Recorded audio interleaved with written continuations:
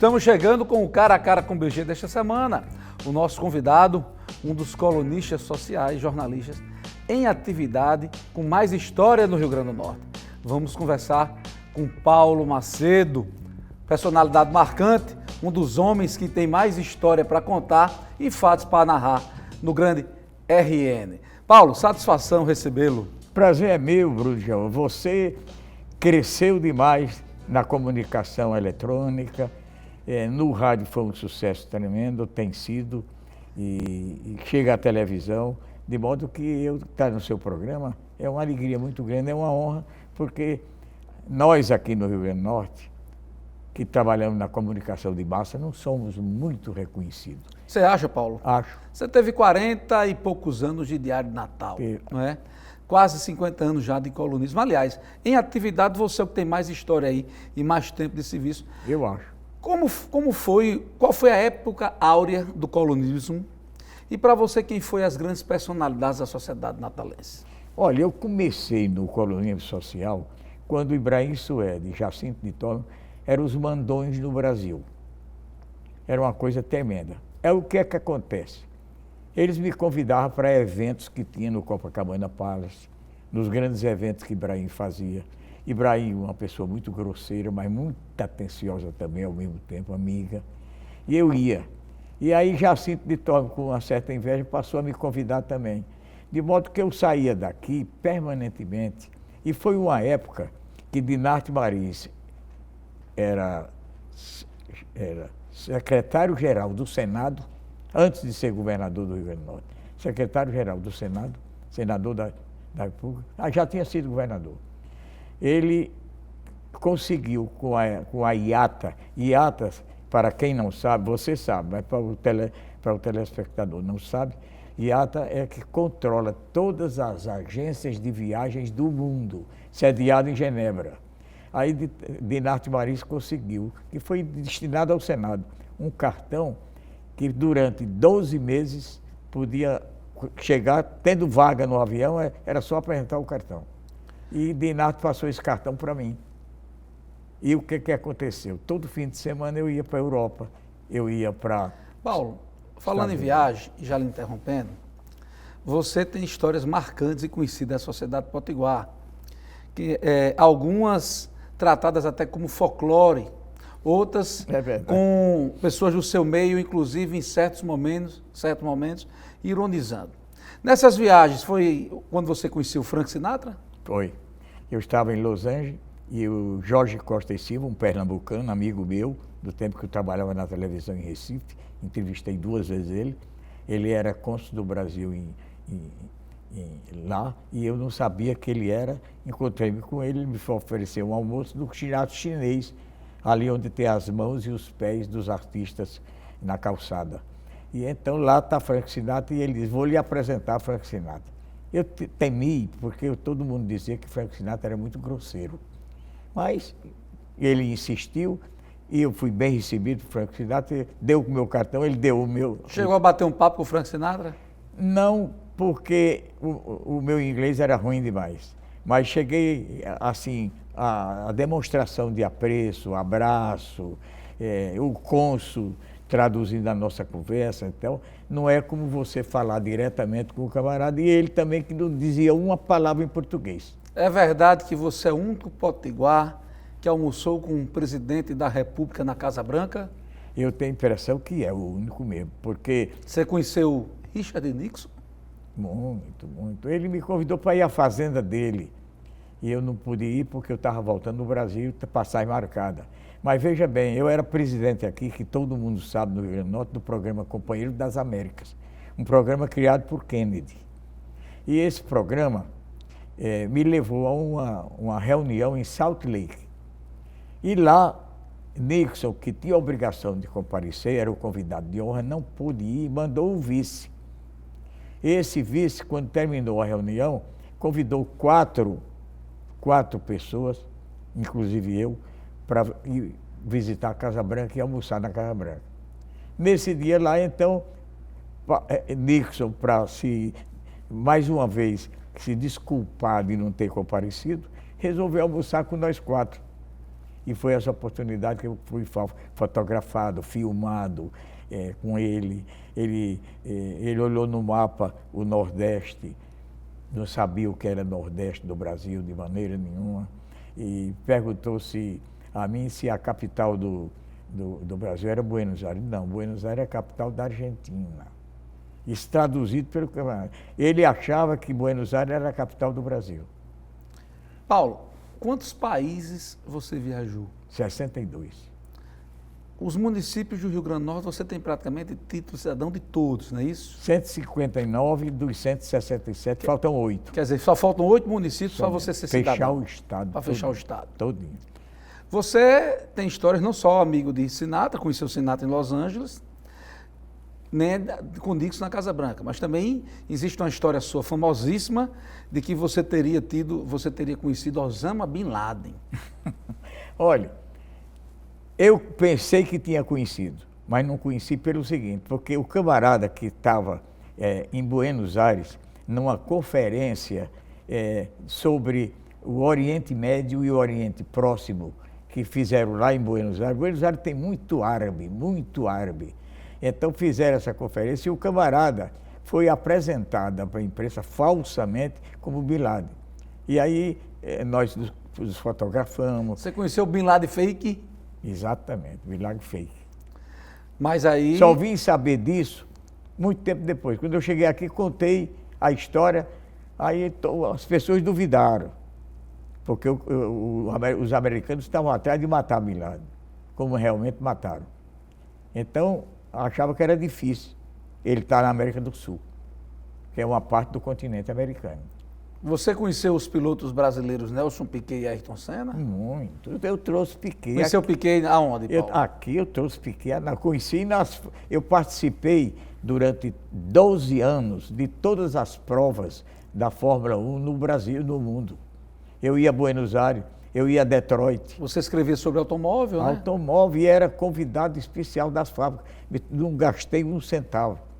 Eu fui a todas as capitais onde tinha Fórmula 1.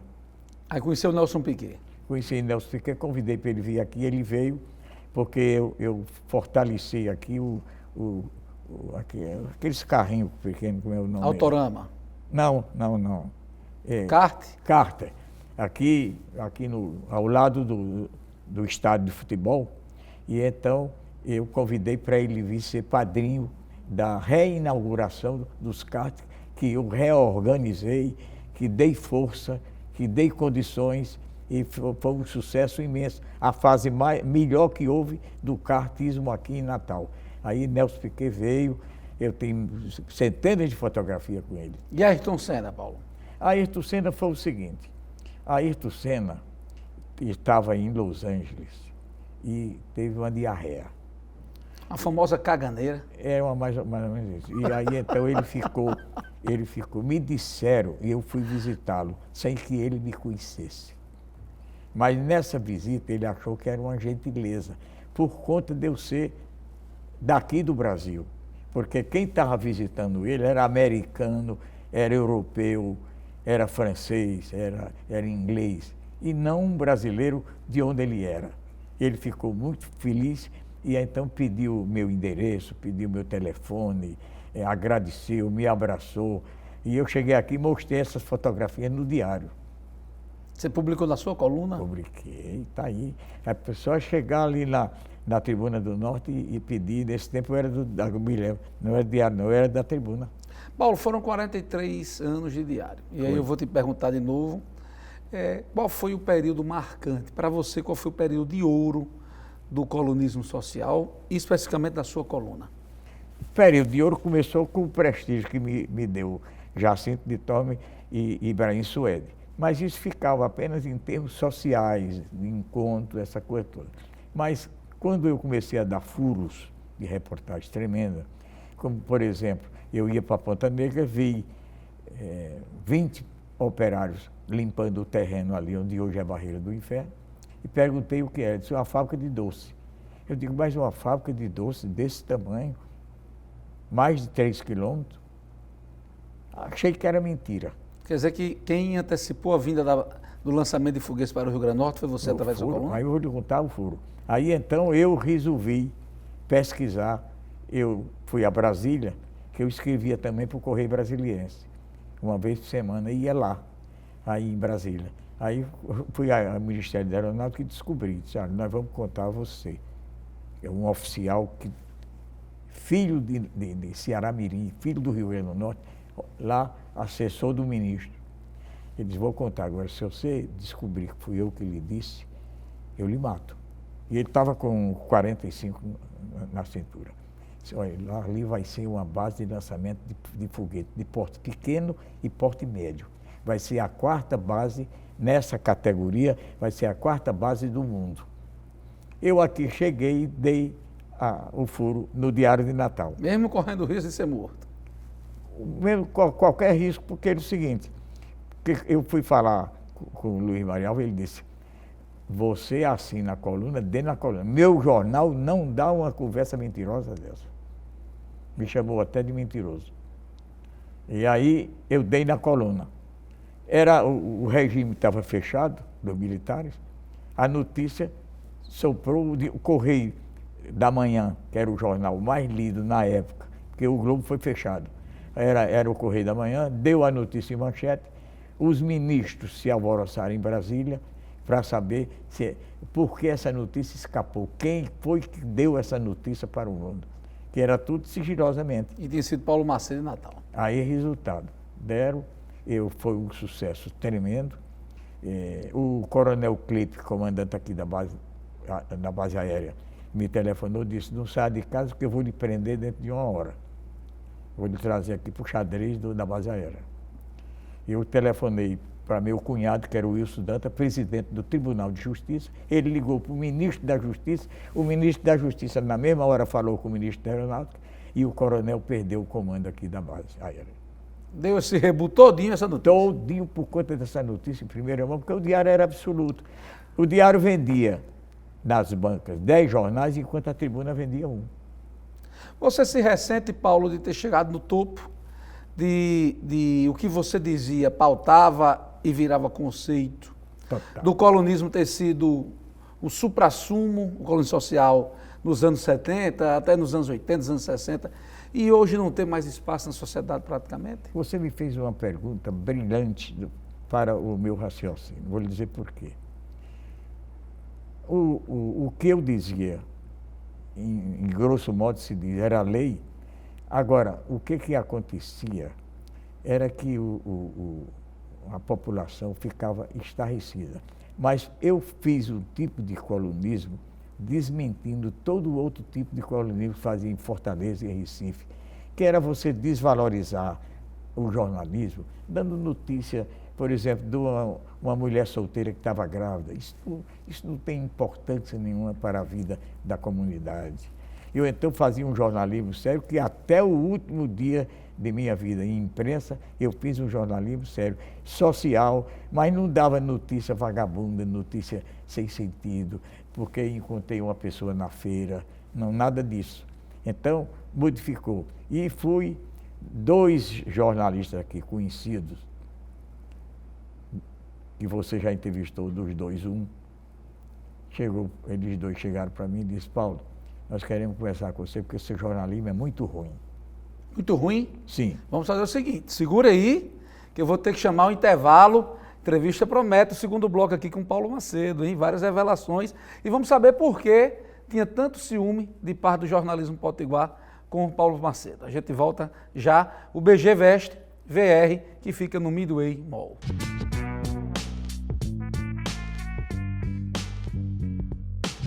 Estamos de volta com o Cara a Cara com o BG desta semana.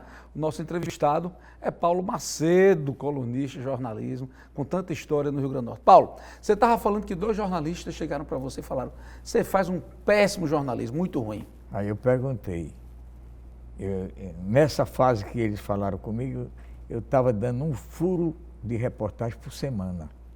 E o maior de todos que eu dei foi a vinda de Arturo Frondizi aqui, passando por Natal, na hora que ele foi eleito. Eu estava dando muitos furos. Aí eles disseram, eu digo, então me explica como é que eu vou fazer um jornalismo bom. decente.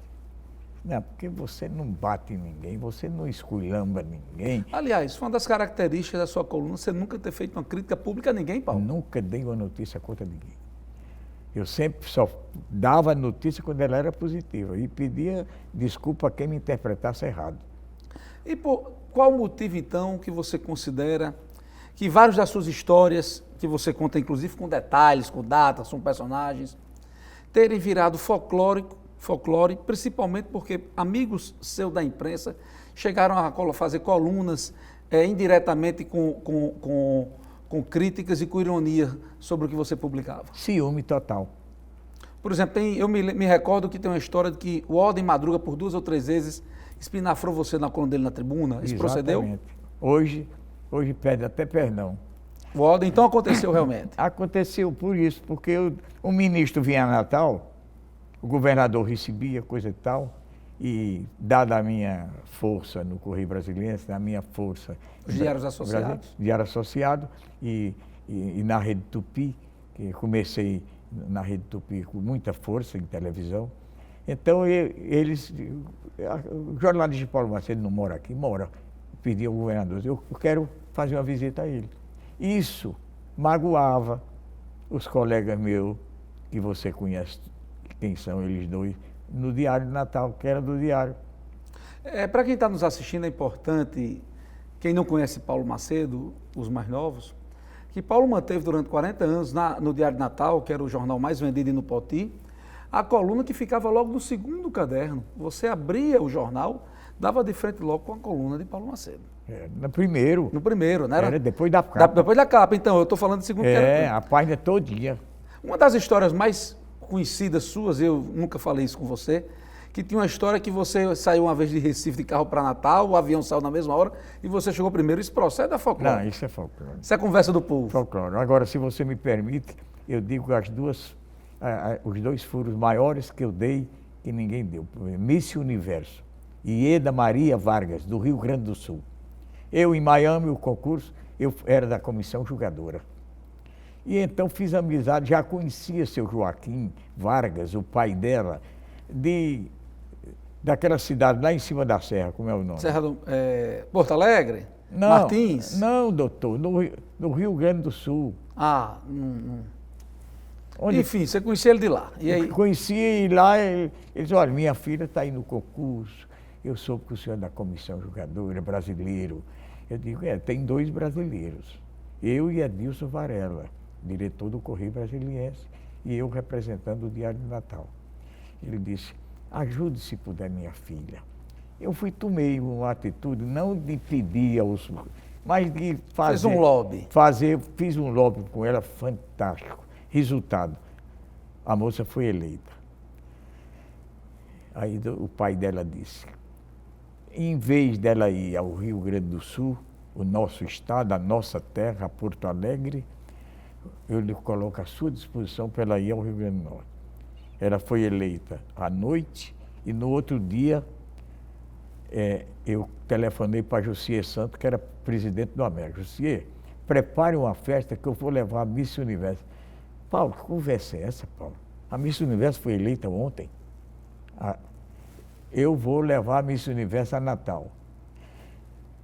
Bom, ele disse, olha, eu não vou preparar a recepção, não, mas se você chegar com ela, que eu não acredito, a gente faz aqui de última hora uma recepção muito boa para ela. Aí trouxe. Veja bem, segundo dia. Aqui muita gente não acreditou, mas se você pegar a época, o diário, a Tribuna do Norte, que tem arquivo lá para ver o jornal, ela na primeira página todinha, a imprensa movimentou, ela foi convidada para tudo que era de rádio, de coisa e tal, porque ninguém acreditava. O Mr. Botfeld, o coordenador geral do concurso Miss Estados Unidos e Miss Universo, ainda hoje é intrigado comigo. Me encontrei com ele agora, semana passada em Miami, deu as costas para mim e cuspiu. Porque a semana que a Miss Universo tinha que cumprir lá, cumpriu em Natal. Paulo, você organizou durante muitos e muitos anos grandes grandes festas na sociedade natalense. 40 grandes festas. Para você, quem no foi a América. grande dama da sociedade potiguar? Olha, Se a gente puder resumir a em uma. mulher como dama da sociedade, que mais se destacou aqui, que mais teve mídia, que mais foi ovacionada, que mais foi festejada, foi Ieda Santos, esposa de Francisco Porto dos Santos, dono de Santos e Companhia Limitada, e os pais de Josias Santos. Essa senhora foi uma legenda social no Rio Grande do Norte perante o Brasil. Uma dama requintada, uma mulher amiga, fraterna, comunicativa. Para você foi a grande dama. Foi a maior dama que você podia ter numa cidade qualquer. E para você, quem foi o grande cavalheiro da sociedade potiguar? Olha, isso não é muito fácil dizer pelo seguinte, porque a época que a gente viveu era uma época de valorização pessoal do ponto de vista social, mas muitas vezes não era do ponto de vista econômico, financeiro. Pessoas, por exemplo, que tinham fábricas, que tinham isso, aquilo, outro, mas que não frequentavam a sociedade. Então, aqueles que frequentavam a sociedade eram pessoas que tinham uma média posição econômica, que tinham a oportunidade de dar festa, de comemorar aniversário, de reunir grupos em clubes sociais. Qual a maior festa que Paulo Macedo se recorda feita na sociedade potiguar? E qual foi para você o grande local das festas da sociedade potiguar? A minha foi o América, quando eu fiz, só no América, 28 festas grandes.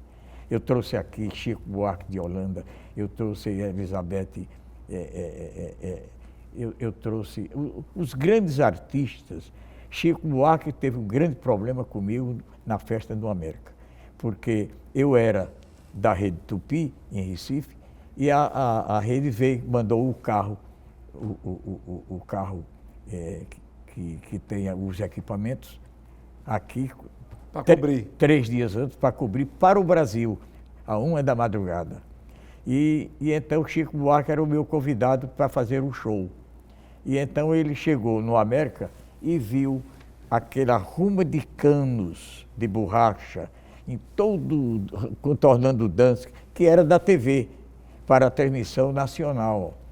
E ele foi e perguntou a mim o que era aquilo. E sim, umas pessoas da TV tomando providência, encaixando aqueles. E ele achou que era o quê? Ele achou e perguntou a mim se era. Ele era inimigo da televisão.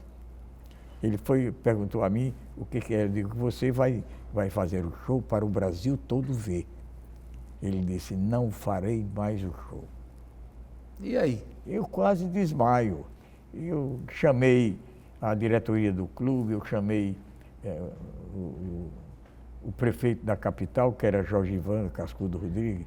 Eu fiquei alucinado.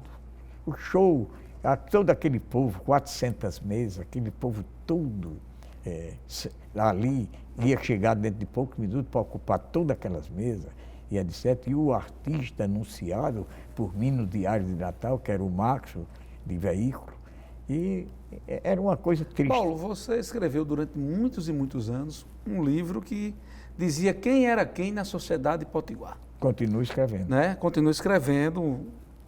Eu devo ter uns 10 exemplares disso.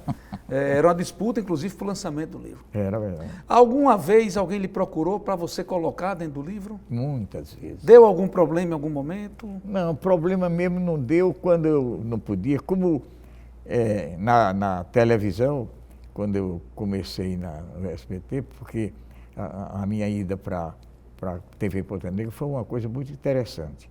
Eu conto já. Então, eu não podia, de maneira nenhuma, atender a todos os convites que queriam que eu fizesse para... Tinha gente que até o governador pedir, olha, consiga de Paulo me entrevistar. Algum momento tentaram pagar a você? Muitas vezes. Para colocar no livro, para ser entrevistado? Muitas vezes. Dizuí Rosado mandou um cheque de R$10 mil para mim, pelo portador, que era presidente do Tribunal de Contas. Eu devolvi por ele o cheque. Para colocar no livro? Não, ou para ser entrevistado? Aí era para ser entrevistado. Foi mesmo? Foi. E doutor Chiquinho, prefeito 3 vezes de Caicó, no governo de Lavoisier, ele foi nomeado presidente da COSERN e tomou posse às 10 horas da manhã e às 4 da tarde fui lá no diário me convidar para permissão para que figurasse na folha de pagamento da COSED. Você é um gentleman. Aí né? eu disse, doutor Chiquinho, eu não tenho tempo de trabalhar na COSED. Eu não estou querendo que você passe nem na calçada. Eu quero é a conta do banco para você ganhar R$ 8.500. Doutor Chiquinho, me dê um abraço e esqueça isso. Você é um gentleman. Algum momento chegou a ponto de um entrevero com alguém por algum dissabor, Paulo? Nesses anos todos de colonismo? Houve muito. Aqui tinha um jovem que era desses gay assumido. Gay assumido? Desses que pulava. Isso nos anos atrás. Atrás, gritava, que hoje é muito normal e eu também acho normal. Aí ele me trouxe uma fotografia de duas gêmeas lindíssimas, filhas de Daladier da Cunha Lima. E eu, quem são essas meninas? Doutor Daladier. Quando o jornal circulou de manhã, toda a família Cunha Lima estava na porta do diário, para eu dar satisfações. Por que eu fiz aquilo? Porque tinha sido de uma aventura de Daladier quando solteiro. Quer dizer que ainda tem essa passagem, estamos fazendo essa revelação aqui no programa. Aí eu fui atrás do camarada, 3 dias. Ele subiu lá no telhado da casa dele, pulou para o muro do vizinho, porque eu fiquei indignado dele não falar a verdade para mim. E você foi para dar uma peia, Paulo? Para dar uma surra? O pessoal todo comigo, por que você fez isso, rapaz? Meu amigo, eu não fiz Que nada. maldade, rapaz. Então tem muita história, muita mesmo. É muito bom bater papo com você, Paulo. Para mim é uma satisfação. Obrigado. Histórias, histórias, histórias, uma enciclopédia viva aí do colonismo É social. porque hoje a vida é completamente diferente. Você tem que suportar. Mesmo assim, eu ainda tenho um grande problema para entrevista. Muitas requisições, né? Eu agora fiz um contrato muito bom de 3 anos com a TV Cultura de São Paulo. Espetacular. Olha, eu tive a satisfação de entrevistar um amigo, uma pessoa que eu gosto muito, que eu tenho o maior respeito, o grande Paulo Macedo. Paulo, obrigado. E eu que agradeço estar no seu programa, porque você é um dos exemplos de desenvolvimento na mídia atual, eletrônica, tanto rádio como jornal, ou tanto rádio como televisão. É meu companheiro de televisão, porque eu continuo. Eu quero só saber se eu tinha 5 segundos para eu dizer... 5 segundos tem, vamos lá. Eu estava almoçando com o Carlos Alberto, em Brasília, na churrascaria do Lago, que era um dos políticos, almoçava todo dia. E, de repente, ele recebeu um telefonema que era do presidente João Batista Figueiredo. A secretária dele dizendo, o presidente quer falar com o senhor. Ele correu, pedimos a sobremesa, nem comemos a sobremesa. Chegamos lá, eu fiquei na antessala, ele entrou, falou com o presidente, saiu, disse, no carro eu lhe conto. O que foi? O presidente me ofereceu um canal de televisão. Natal é a única capital brasileira que não tem um canal de televisão. E era verdade? Era verdade, pura. O sinal chegava aqui de Recife. Agora, Paulo, eu quero amanhã, vou para Natal e quero assinar um contrato com você. Passei o contrato 001 da TV Pantanal. E assim foi feito. Foi feito. Eu disse, mas Carlos, você não comprou os equipamentos, não tem nada, você já está ganhando e já é funcionário. Fantástico, fantástico, fantástico. Essas histórias de Paulo Macedo são fantásticas. Gente, um abraço. Até semana que vem com Cara a Cara com BG.